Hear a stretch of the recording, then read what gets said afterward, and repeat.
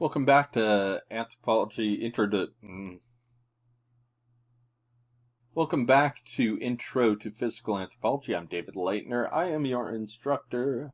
And today we are going to talk about Australopithecus, or the Australopithecines, or Australopiths, as we sometimes call them for short.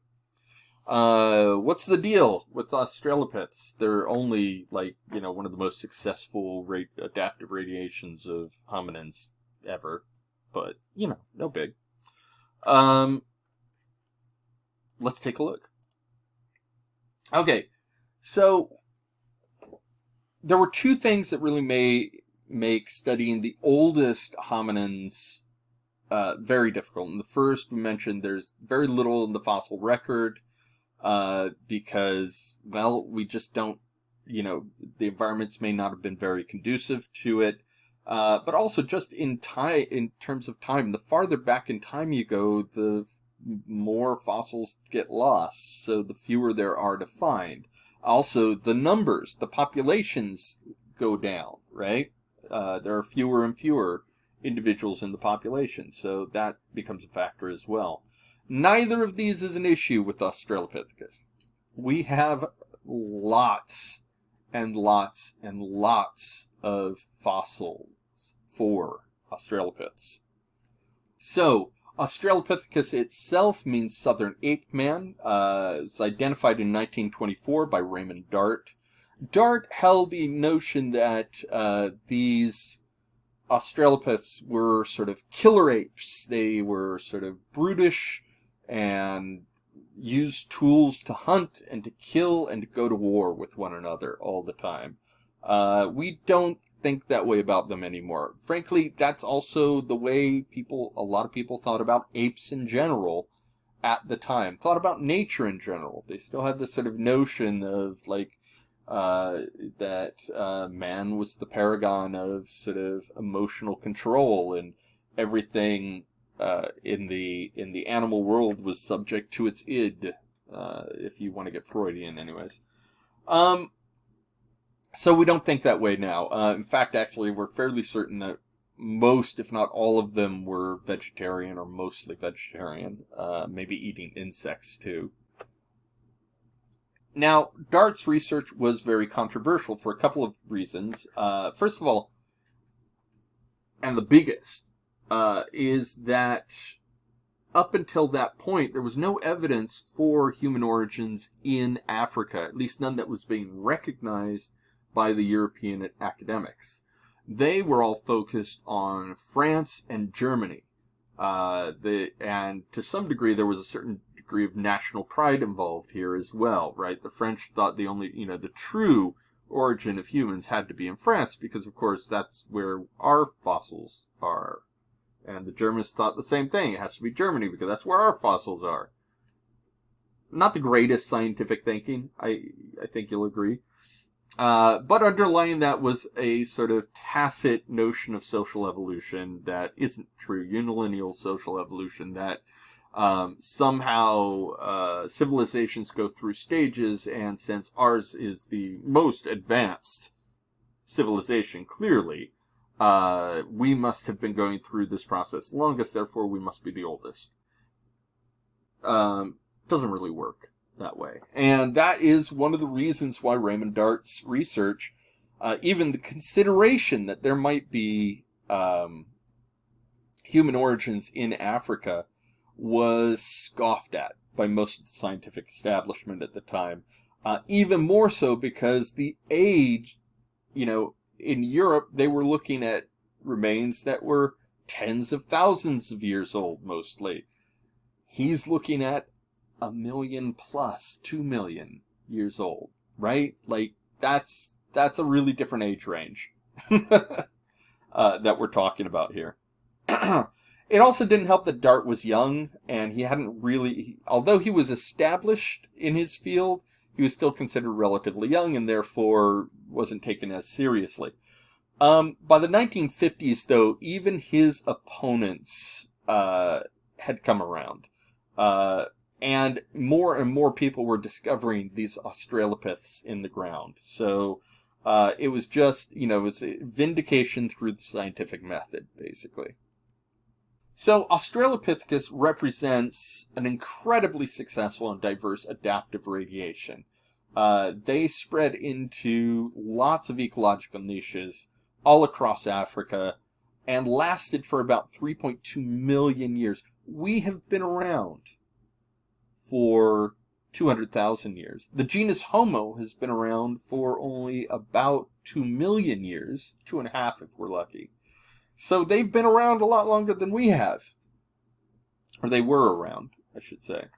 And they occupied every possible place in Africa that we have looked for them so far. So what is an Australopith? Well, think of them as a bipedal ape. They are something between apes and humans. They have small bodies like chimpanzees do. They have small brains like chimpanzees, although some of the later ones have slightly larger brains than chimpanzees. They are moderately prognathic, so they're not as prognathic as the chimp and not as agnathic as the human. And they have basically a mosaic of derived craniodental anatomy. What does that mean? It's a mosaic, so it's a patchwork. Some parts of the anatomy are more ape-like, some parts are more human-like. That's all that's saying. So it's not a sort of straight linear progression. It's a mosaic.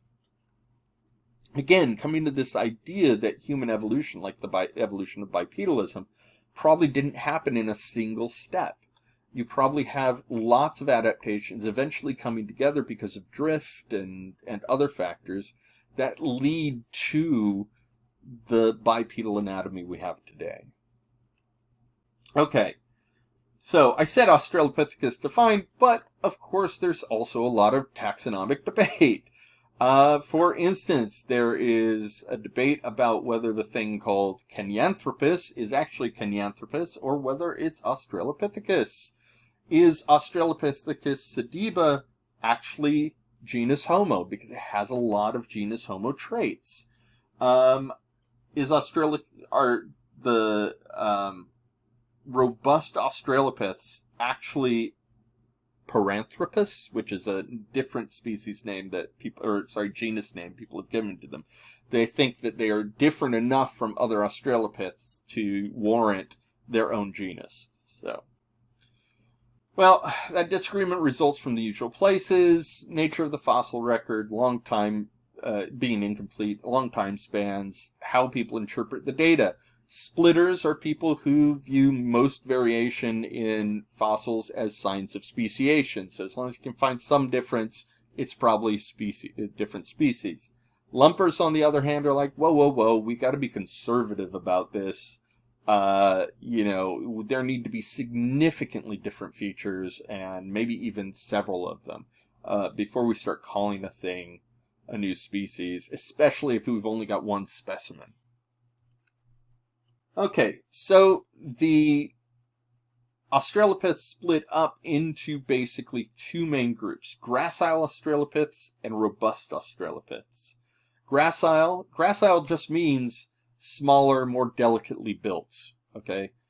Not as robust. And of course, robust means, thicker, stronger, more sturdy looking. Graciles were probably largely frugivorous, although it's clear they ate a variety of foods, and their dentition and their anatomy is much more generalized than robust Australopiths.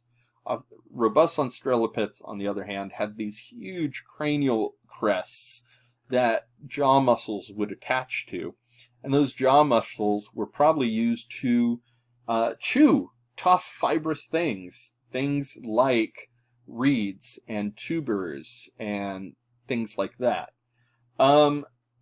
We find broken animal bones at some robust sites that indicate they may have been used for digging, which means they may have done some tool use. Although the timing of these discoveries is around the same time or a little after the first evidence for genus Homo using tools. So, maybe it's a borrowed behavior. So, what's the family tree look like? Well, like I said, it changes whether you're a lumper or a splitter, and whether you feel that, and how you feel the robust Australopiths are actually related. This is probably the most lumper version of the family tree that you could come up with just sort of 7, maybe 8 species in all. All of them agree Anamensis is at the bottom of the tree here, followed by Afarensis. Where they start disagreeing is what comes after that, for the most part. A splitter might add offshoots of Anamensis, one being Kenyanthropus, the other being Australopithecus Barrel-Ghazali, found in Morocco, actually. Also adding an offshoot of Afarensis called Garhai.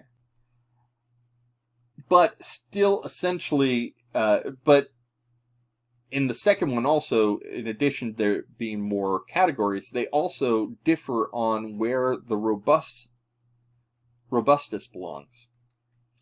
You can see here, they think robustus is an offshoot of Africanus. In other words, that robustus is a parallel, the robust features of robustus are a parallel evolution to the other robust Australopiths.